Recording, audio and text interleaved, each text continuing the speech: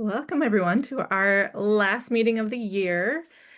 So we will be back in February, mid-February. So if anyone has any ideas for the spring, we start building the schedule in January. So some of you have already reached out to me of ideas that you have that you want to present. But please let me know. Or if you have ideas that you want to ask if I know someone who knows how to do that.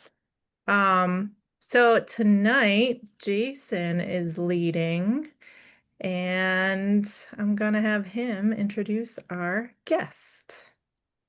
Right on, right on. Really excited to introduce Henry here.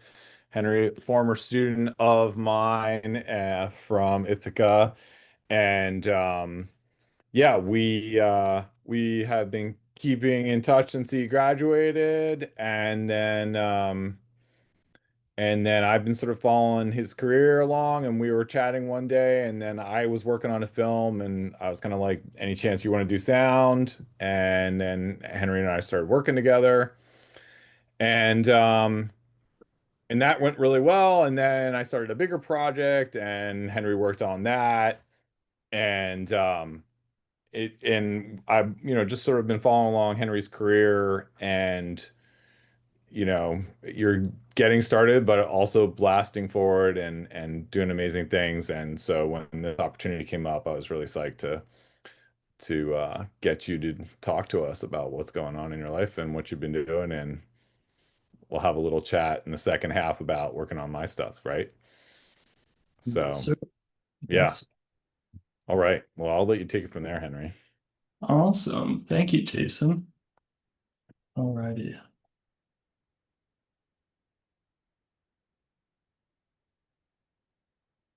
Okay, can we see this? Whoop. Sweet.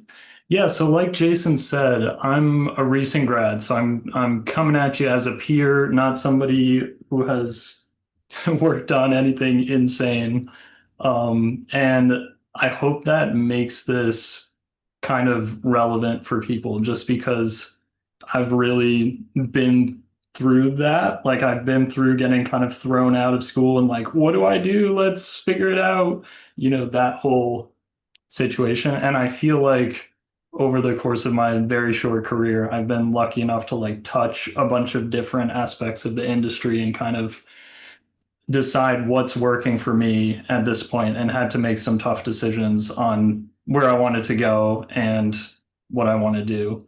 So, yeah, I hope this is useful and yeah, let's get into it. So, I'm calling it navigating transitions in post-production because I feel like that's really the summary is like figuring out what you want to do, basically, in short. Yeah. So quickly, we'll just kind of rip through my career path. It's short and sweet. And then I'll touch on decisions about editing freelance versus an in-house staff job like I have now. Finding jobs as an editor and building your network, which is really kind of the core of everything, is like building these relationships that are going to hopefully last the next 10, 20, 30 years of your career. And then any questions after that. And like Jason said, we'll just kind of have a free form chat about Timekeeper and the work we did, and that should be a lot of fun. So yeah, super quickly. I graduated in 2022 with a degree in cinema production. And I was lucky enough to get in touch with an Ithaca alum, and this is why you always keep track of Ithaca alums and Syracuse alums and just stay close to them. And he needed some freelance help at the time, so I jumped on his small production company, and I was basically helping him like outside of classes. I would do class and then just go and work, like rent out a studio and just cut for him. And eventually I kind of proved myself to him. And then as soon as I graduated, he offered me a staff job. So that was like probably not the normal path for most people. Like it doesn't usually happen that easily. But it worked for me. And it's like it really shows that you have to get people to trust you before they're going to take a chance on you. Like he would never have offered me any sort of staff situation if I hadn't really cut my teeth with like some early projects and just really showed him I'm willing to learn and grow. So Henry, anyway, just quickly in the chat, Eric yeah, asks, was that fellow alumni Noah by chance? it was not. It was Okay. Nathan Breton. Yeah, and he's still a great friend of mine and just mentor, and he was just such an amazing person to work with in my early career, and we've still worked together. We still work together occasionally. But what was awesome about working at Countdown is he also had like a film brain. So it was like this crazy combo where we were doing commercial work, but he also had this burning thing where he wanted to make a film. So the company was like so profitable that he was able to fully fund an independent film within the company, keeping me on staff. Yeah, and Andy Watts, I think, jumped in on set for a few days for this. Like it was a monster. It was like a month on set, a narrative feature film, and it was just incredible because I got to basically cut a whole first pass of that, and then I was an assistant.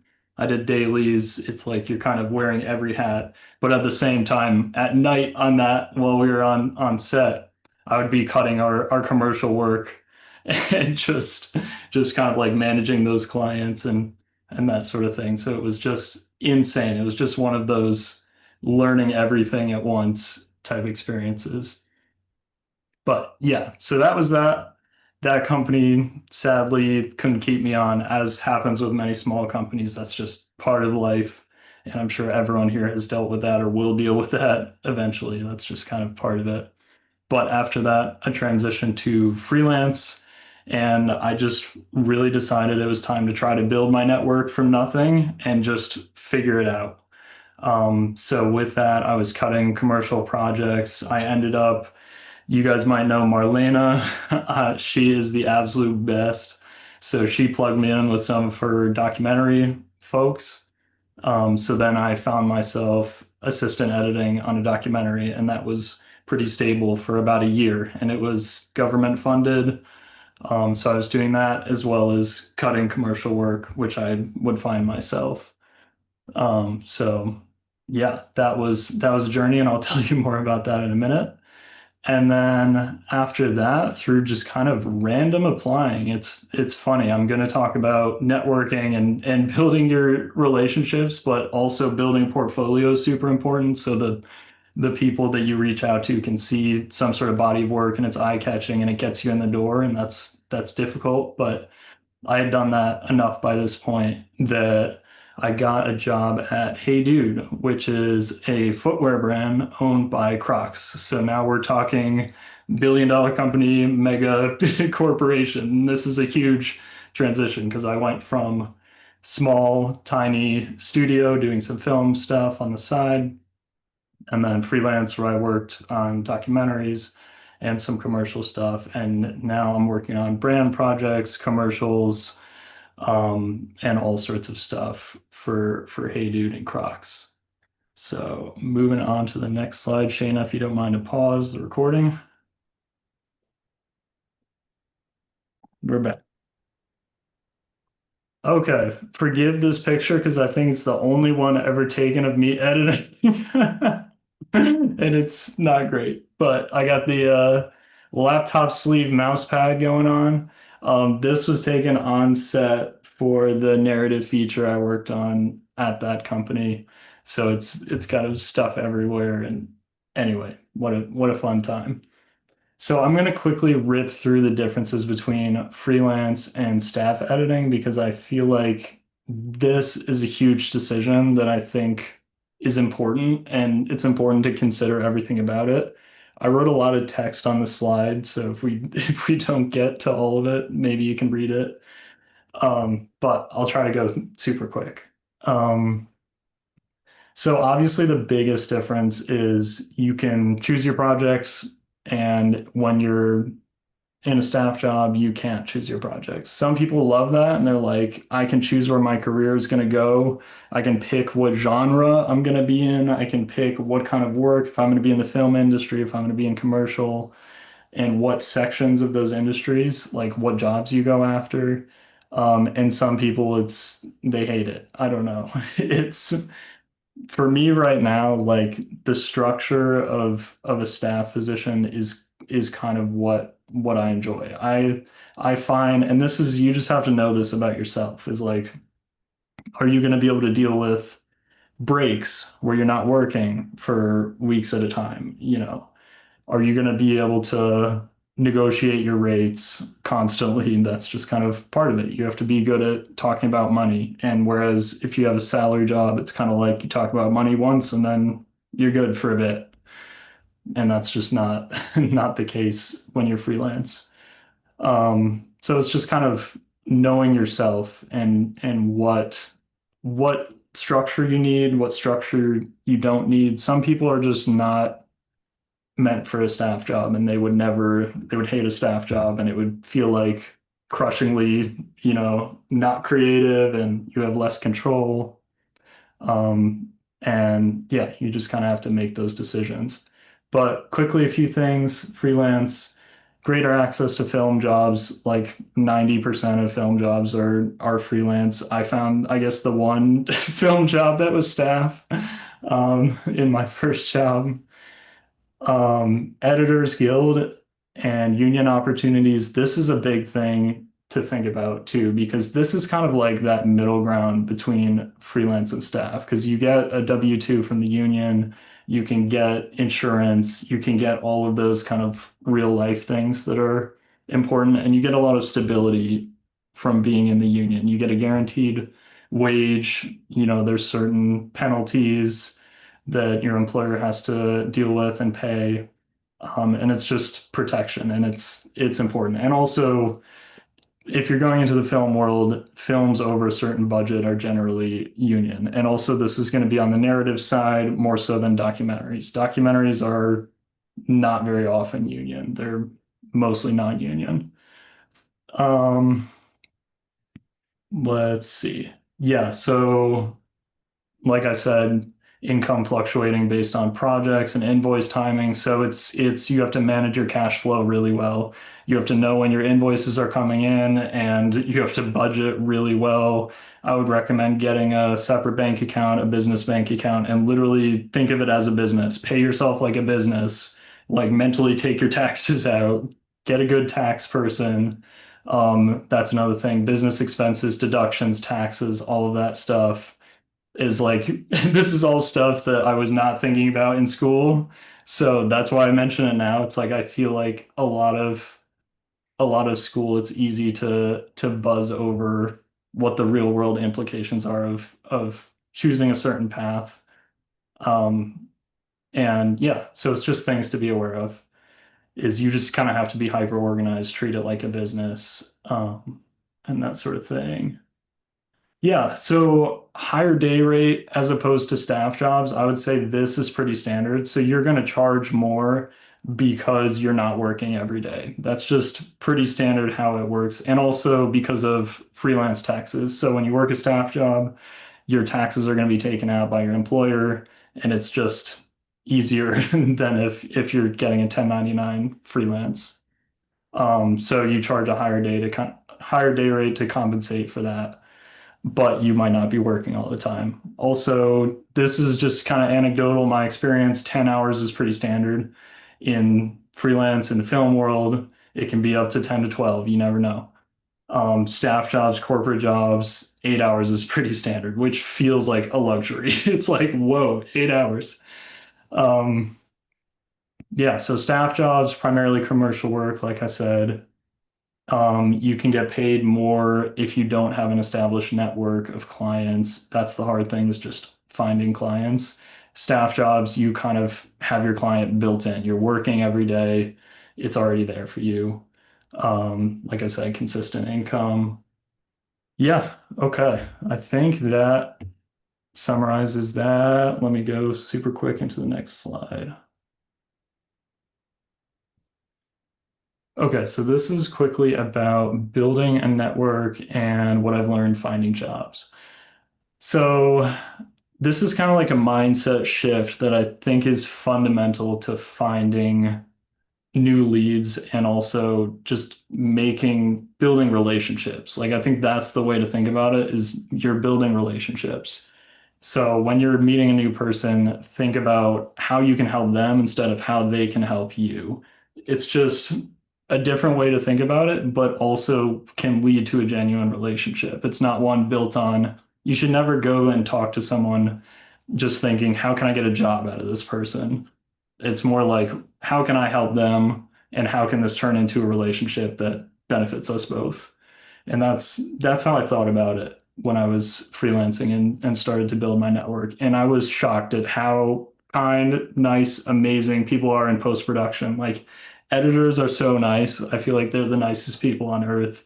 And once you start talking to someone and you instantly have that same connection because you share the same interests, right? You both love film, post-production, whatever it is you're talking about. It's they will try to help you as much as they possibly can. And yeah, it's pretty incredible.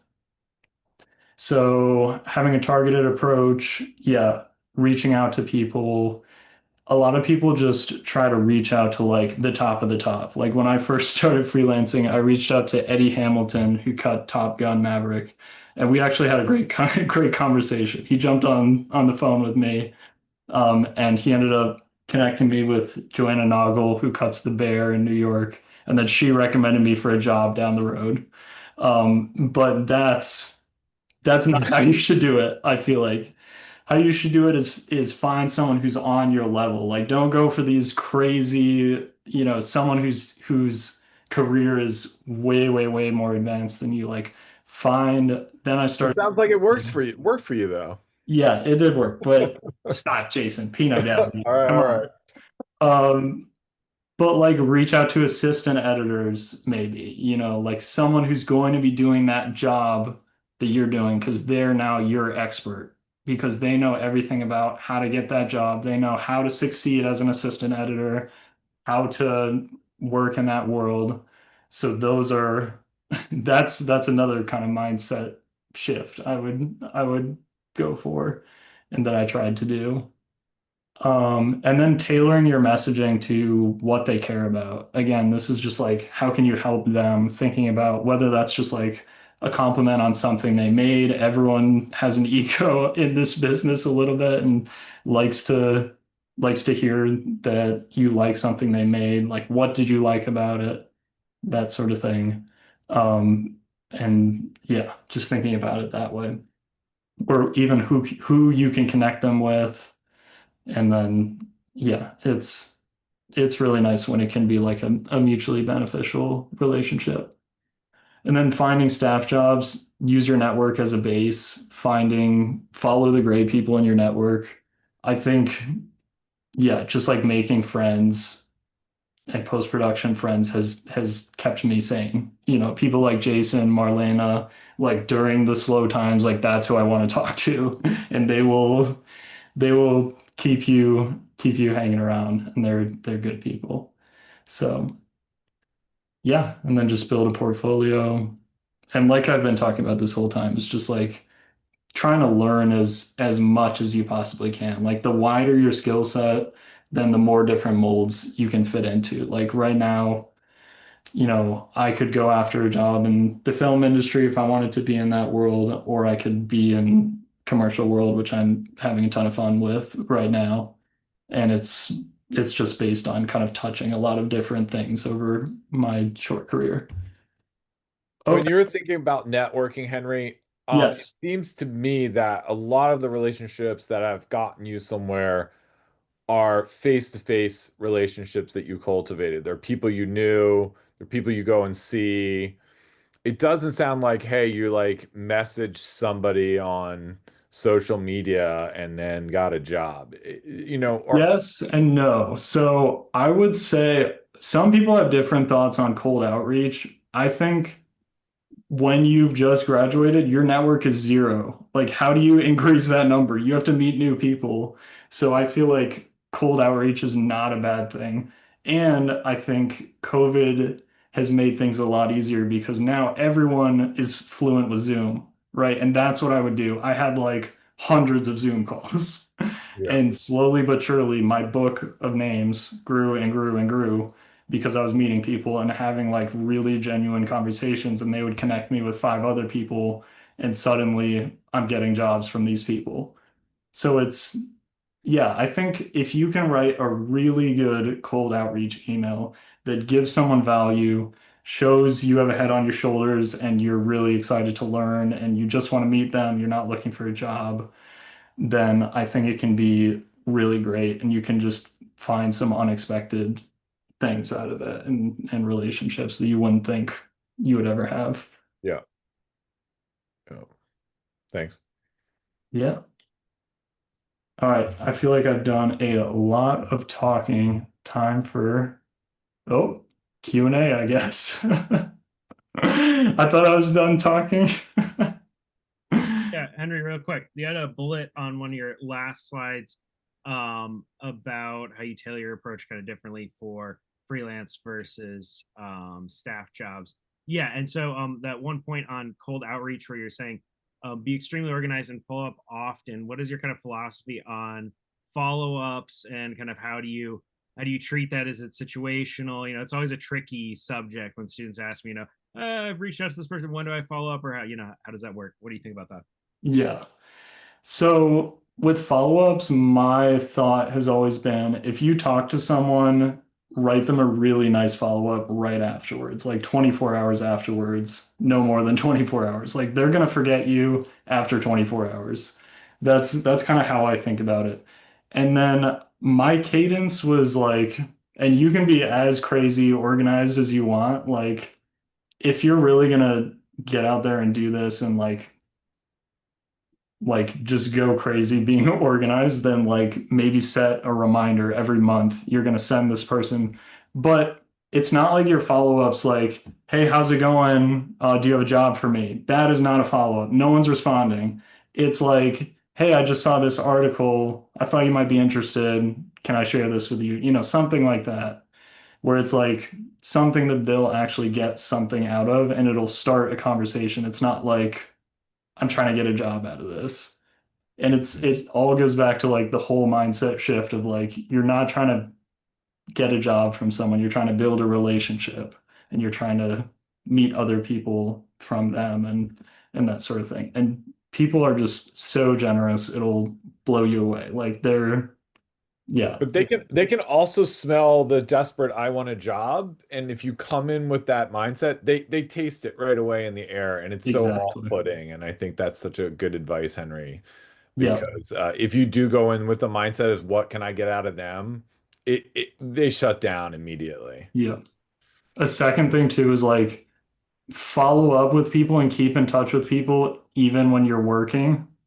Like that's how you can tell something's really genuine is like if you're booked, but you're still making time to have a conversation with someone new or something like that. Like that's I think that's really important. It's easier said than done. I mean, that's one of the cons of staff jobs is your network can go cold because you're just so slammed that you don't have time to keep in touch with all these people. But yeah.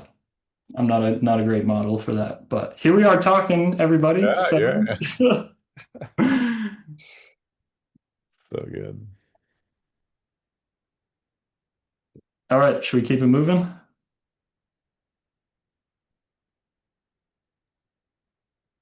Sure. One thing I want to ask you though is Yeah. what do you miss about since you're working on doc for a while? What you're doing now, it sounds like you love it. It sounds like you have a lot of creative flexibility. But what are some things you kind of miss about previous gigs? Yeah, I feel like sometimes, yeah, that's a good question. There's something special, I think, about working for a really long time on something with a really dedicated group of people. Like, whereas it's not a quick turn, have to get it out the door. Like, that's fun in a different way.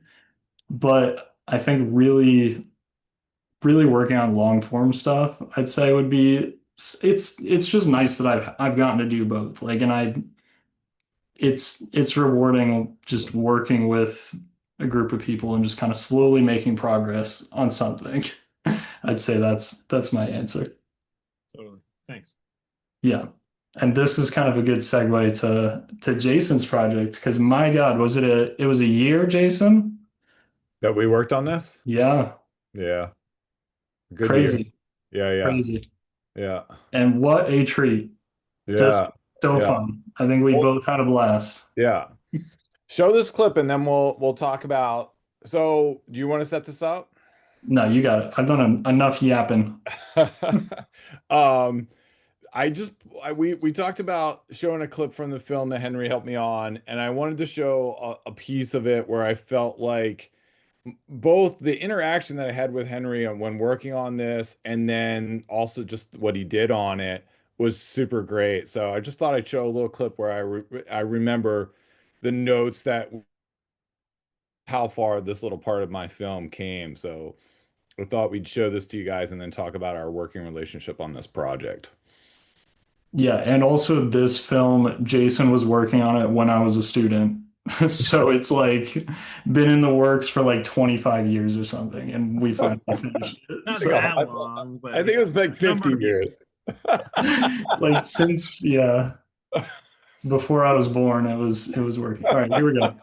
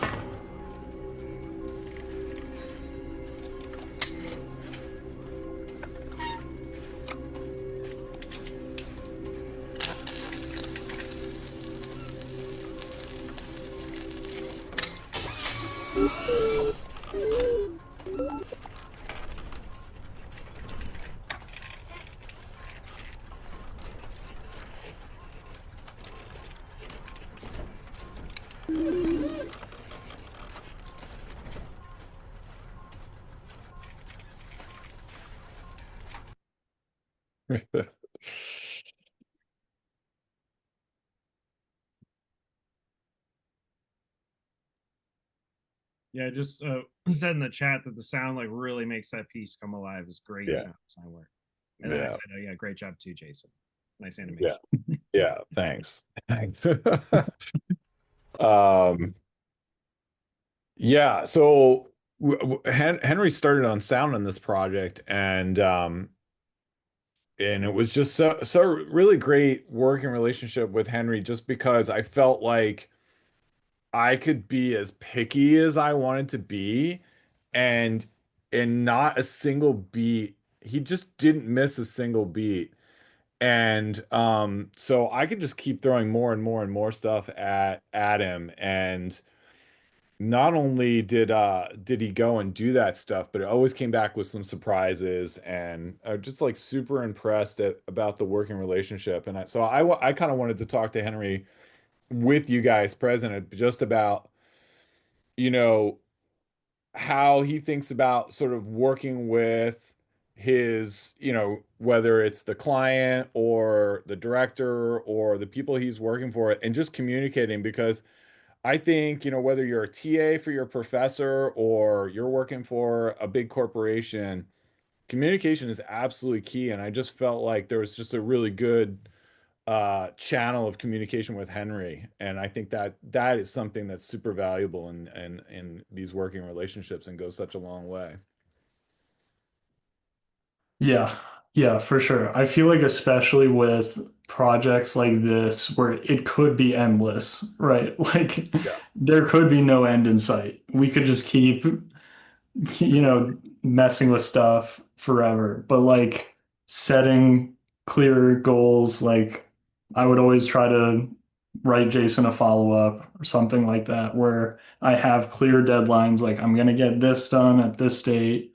Um, we're gonna have a review on this date where I'm gonna have you a new cut with this section done, and just setting those guidelines because then he feels like he's being heard in the conversation and I'm understanding his notes and we're on the same page and we're working towards a finish line where it's going to be done and he's going to be happy with it and all of that. One thing I noticed, Henry, is you weren't shy in telling me what was wrong, and what needed to be better. And I noticed this even when you were a student, like you would say to other students in critique, and this is rare, you would say like, "That's not working. Here's what you need to do." And I have to say, it's super valuable when you can say that in such a way that you get heard. And it's super helpful to the person that you're working with. I felt like in the student project you worked on for your thesis colleagues, like you made that film better because you were able, they just wouldn't have let you work on it. I think but you articulated what it needed, what was wrong with it, and what had to happen. And it's then I think I knew that you had talent because very few students are willing to say to other students, here's what's wrong and I can fix it. I don't know. I think that's an important part of this too. Well, I noticed, Henry, on your notes on a screening copy that Jason showed me, I was like, who wrote these notes? They're incredible. And then I realized it was you. And I was like, wow, yeah, you have excellent kind of incisive honesty, but it's also really constructive too. And I mean, I think that's so invaluable in critique. And like Jason said, something you don't often see, and students are really trying to, I mean, I understand it, trying to cultivate, and help each other, but at the same time, sometimes that incisive honesty is what's needed. Mm-hmm. Yeah, appreciate that. Yeah, I feel like it's also based around trust, right? Like if I didn't have such an open, and this like goes to that editor director relationship, is like I'm literally cutting up your baby. Like Jason has been working on this since I was in school and he's trusting me to edit it. He's trusting me to do sound on it. Like that's huge, and that takes a lot of like we also did this other film called Tideline before this, which was fun because it let Jason kind of open up to me. Like I was very, very clear. I felt like during that process, and it was great. But then it's like it let us get into this where we're having all these intense like story discussions and we're like, is this part working or do we need to throw it out? And we're having tough conversations because editing for animation is no joke when Jason has spent 3 weeks on a shot and I'm asking him to cut it. Like that's the how many minutes did I take off of this? Minutes. Like minutes, which I thought was impossible, honestly. After my cut, I was like, and you're like, and the day you told me that you're taking 2 minutes off, I was like, that there's no way. And so the fact that it just got better and better, is I think also like that sort of objectivity, that relationship between the person who sort of owns the sort of creative overview and then the person who can dig in and tweak sort of things behind the scenes, I think is super important to making your work better. Yeah, I think if you Oh, just, I think a lot of artists have a big ego. I have a pretty big ego. And so I think I'm great at everything. And I think Henry, you showed me that maybe I'm, like I think it's important to sort of try and trust other people to like have a go at it. And then, be surprised, and maybe they'll screw it up, but you'll probably learn something from that too. But every time you came back to me, I'm like, how did this get better? This is amazing. So yeah.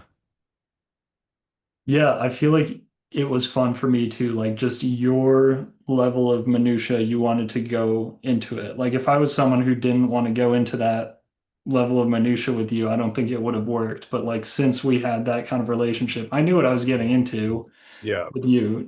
Anyone who Yeah. takes a Jason class will know with these notes where they're like, get rid of this one frame or whatever you're telling them to do these days. Yeah. And the other thing I valued is you would come back to me with a clear email, like, here's what I'm charging you. Here's what your expectations are. Here's what I'm going to get it to you. And I just feel like that kind of clarity is absolutely huge. It takes all the stress out of it. It's like, oh, I'm going to get this at this point. It's going to cost me this.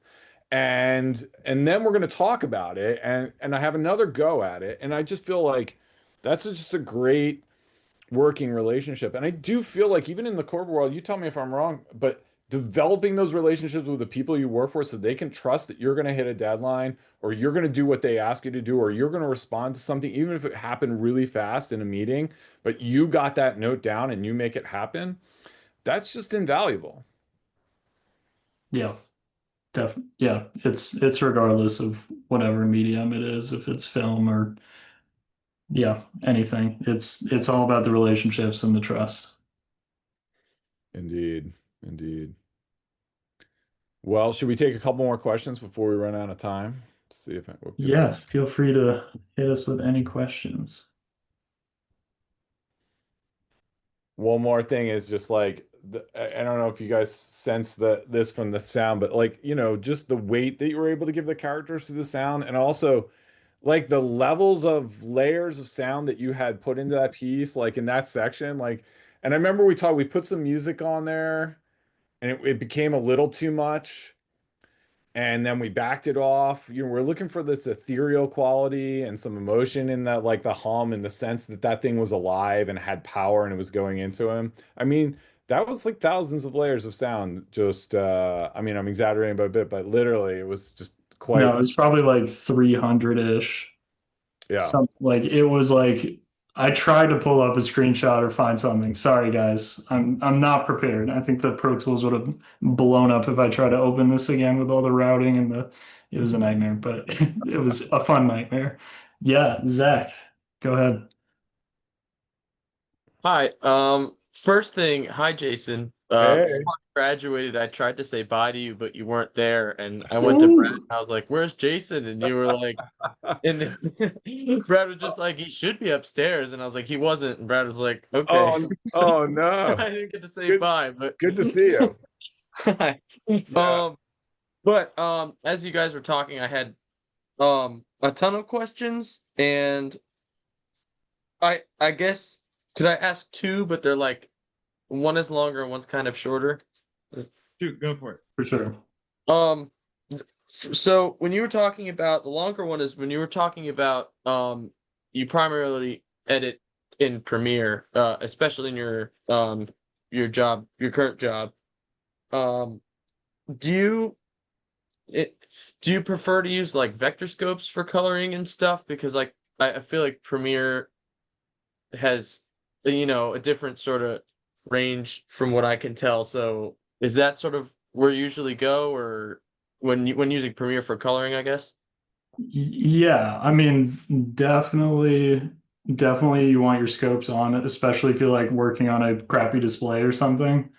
We have OLED panels, which are nice. But yeah, definitely vectors and cross-referencing that. Oh, okay, yeah. Is that what you like? Which one of those is your sort of go-to that you usually focus on of those different, you know, visualizations of color and stuff? Oh, jeez, you're grilling me. Uh, whichever one is the skin tones, like where it like shows the little line. I'm forgetting the actual name of it. Oh yeah. Uh-huh. That's like that's crucial for sure. Okay. Cool. Yeah, I've tried working with Premiere Color a lot more than DaVinci, and I've always like so many people come back and they're just like, only use DaVinci, but I was trained on Premiere and I'm used to that, so I was always like, well, I feel like it has a lot of stuff in it, but Yeah, it depends. Like if you're gonna be a yeah, colorist, you're gonna want to know DaVinci inside and out. yeah, Like it's the nodes workflow, it's just so much more detailed, everything about it. right. Premiere is kind of like commercial workflow, get things in and out. Like that's Okay. what it excels at. But yeah, Yeah. color accuracy and scopes are good to know for sure. Okay.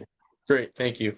Yeah. And then the the shorter question is, how did you actually get into contact with that editor from Top Gun? Because it's kind of I feel like, did you like email his agent, or how did that seems that's really lucky that that lined up. Write a good email. Write a good email. Okay. He will Yeah. respond. Okay, cool. Definitely. Yeah, and Thank he would I would follow up with him and we would kind of go back and forth a bunch. And yeah, he's super nice guy. Very, very nice. Cool. Awesome. Well, thank you for your time and all these great tips. Yeah, for sure. You have a bunch of hands up there, Henry. Just Yeah, go ahead, Murphy. Hi, thank you for talking. Yeah. I just have a question more so about like freelancing and financing. I feel like when you start off freelancing, if you don't have as much experience, you want to be at like a lower rate. And then as you get better, obviously, you're gonna raise your rate, but um, it might take you less time to do things. So I was just curious if you had any experience sort of navigating that like rate shift and like how you would interact with your clients. Yeah, that's a great question. I would say definitely don't price yourself too low. Like you guys all have experience, you've all cut things. You are all going to be way better than some random person on the internet who's, not attending a park post talk right now. Like it's yeah, don't set the baseline too low because like you're talking about, it's hard to increase things over time. And it's kind of like some people raise their rates every year and just kind of send an email to their main clients and say, hey, it's going up. And then people, it's all relationships based, right? Like they're normal, nice people are going to understand that things go up over time. They're going to totally get it and want to pay for you because you now have this great relationship. As far as charging, I would say day rates have kind of been my sweet spot because that way it's not like, oh, they can have me online, whenever they want without paying a full day rate. Like you can get in this kind of cycle where people are like, oh, you're just out hourly, so hop on for some changes, and suddenly you're doing all these tiny hourly projects. It's just not sustainable. Like I would say minimum day rate. And sometimes if you're feeling generous, you have a really nice client, you could do day rate for the main edit days. And then if you're doing revisions, bill that hourly. It just depends. I would stay away from project rates. I feel like that can be kind of a trap for some people, is it's really hard to price that accurately. So if you do a project rate, usually someone's getting screwed over. Like whether it's you're not making enough, or it's the client, and you're making a lot. So I would just say stay away from project rates. Day rates are kind of sweet spot. That's my short. Awesome, thank you. That was super helpful. Yeah, of course. Yeah, Jacob.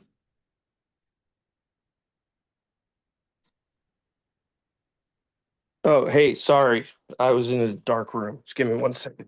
Oh, I'm coming into the light. Merging. Oh,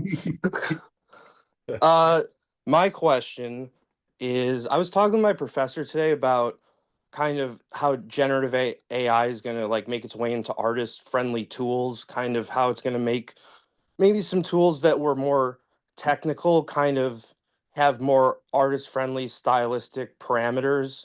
And it just got me thinking about to what extent you see AI kind of getting into your specific kind of niche in especially shorts, very short kind of bumper things for brands. Sometimes I see them using AI, but also just as an artist, what do you think about it? Yeah, I would. That's a great question and obviously it's a hot button topic. Everyone's like, is AI going to take our jobs? What's happening? I would say my mindset towards AI is it's a tool and learn how to use it like any other tool that's coming in. Things like content aware fill and After Effects, like those have saved my life on quick turn things, it's amazing stuff. I don't think it's going to take our jobs ever because we need a mind behind this stuff. It's story. If you guys learn story and master story and emotion and how you can engage someone from start to finish, even in a 15-second spot, Like, I don't think you're ever going to need to worry about some AI generated poop taking your job, you know?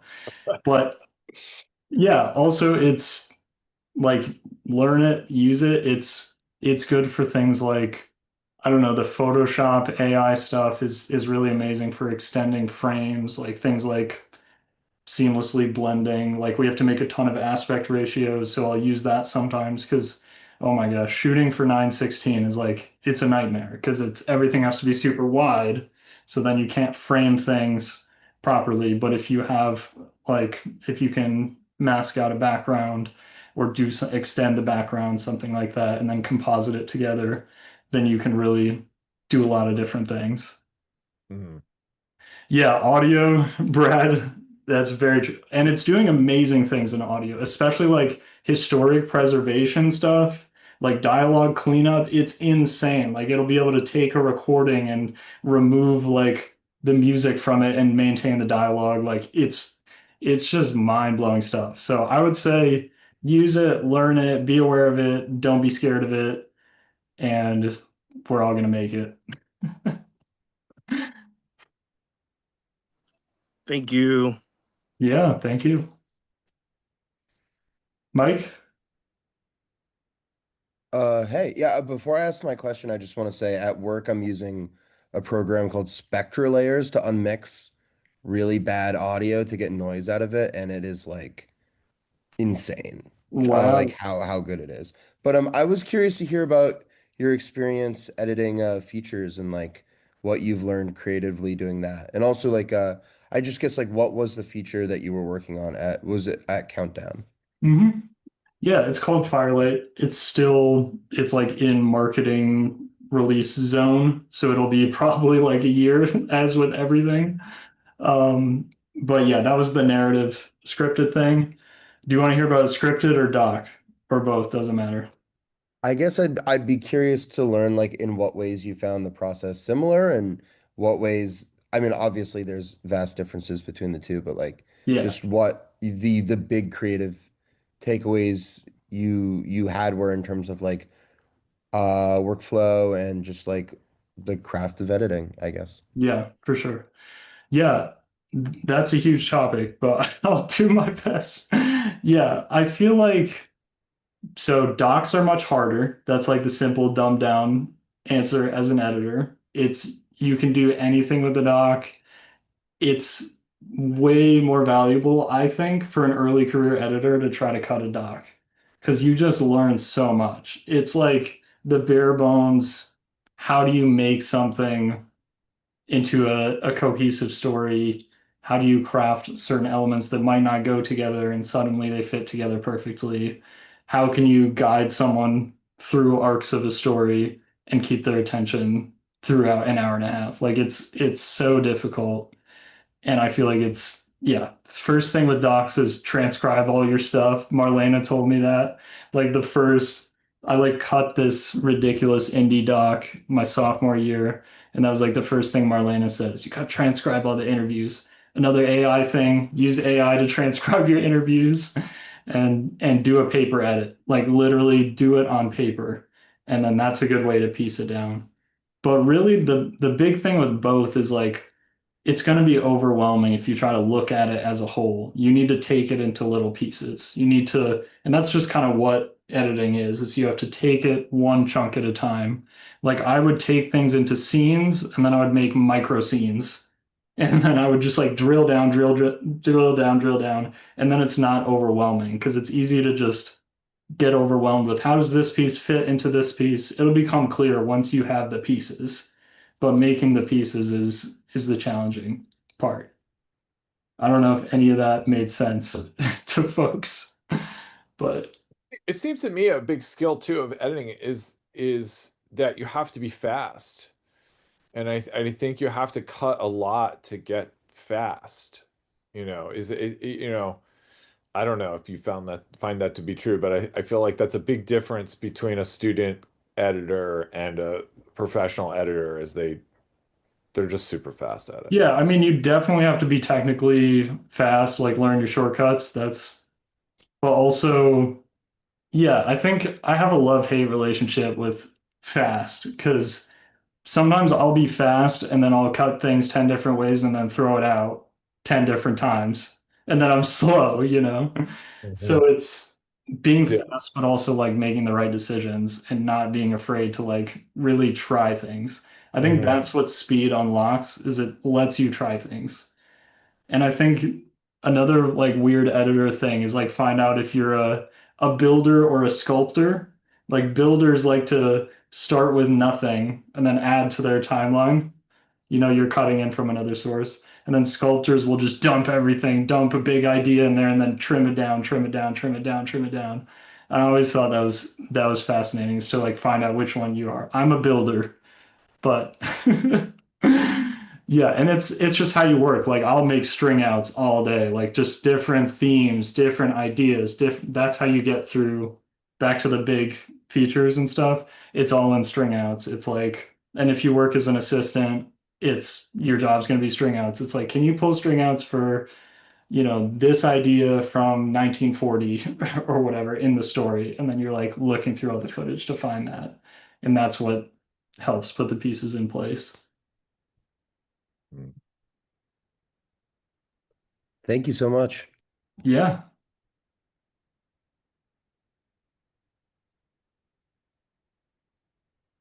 Anyone else? We're a bit over. Jacob, I assume your hand is still up from before. Sorry, I'm not that enthusiastic. Henry, so great of you to take the time, talk to us tonight. Much appreciated. Thank you guys all for coming. Yeah, Great. Henry is going to continue to thrive out there for many reasons. So stay in touch. Yes, where should I leave my contact info for folks? In the chat. In the Did chat. you access the chat? I think I found the chat, you Okay, good. guys. Yeah, got it. All righty. There's my email and website. Anyone feel free to reach out. Excellent. Thank you again, Henry. Yeah, thank you guys. Thanks everyone. Jason, I will reach out about